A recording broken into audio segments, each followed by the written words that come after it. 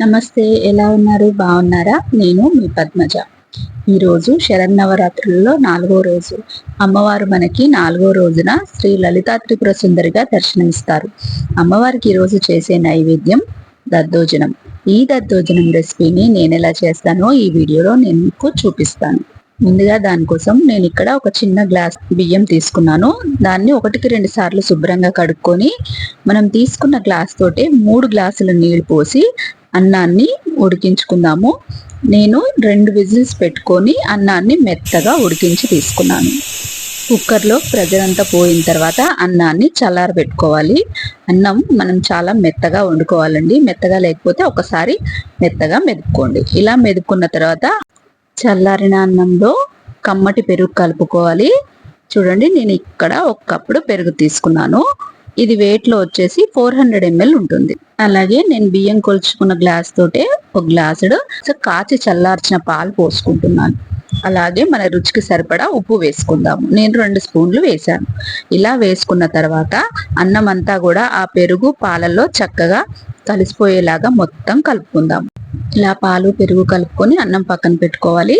ఇప్పుడు ఈ దద్దోజనానికి మనం తాలింపు వేసుకుందాం.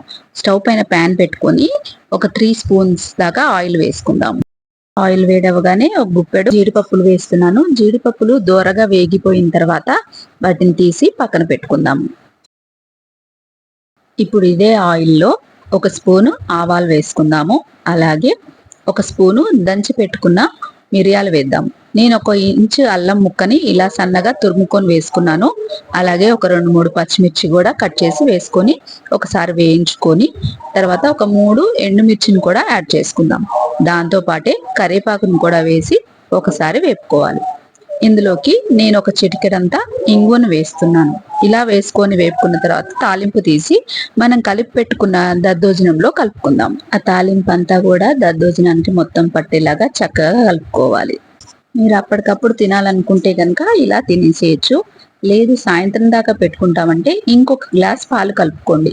ఎందుకంటే అలా కలపడం వల్ల పెరుగు అనేది పుల్లగా అవ్వకుండా ఉంటుందన్నమాట. చూడండి ఎంత క్రీమీగా ఉంది కదా. ఇంతేనండి, ఎంతో సింపుల్గా అండ్ కమ్మగా ఉండే దద్దోజనం అయితే రెడీ అయిపోయింది. మీరు కూడా ఇంట్లో ఈ దద్దోజనం రెసిపీని తప్పకుండా ట్రై చేయండి. ఇక ఈ వీడియో కనుక మీకు నచ్చినట్టయితే లైక్ చేయండి, షేర్ చేయండి, అలాగే కామెంట్ చేయండి. ఇలాంటి మరిన్ని మంచి రెసిపీస్ కోసం నా ఛానల్ని సబ్స్క్రైబ్ చేసుకోండి. రేపు మరో ప్రసాదంతో మళ్ళీ కలుసుకుందాం. అంతవరకు సెలవు. నమస్తే.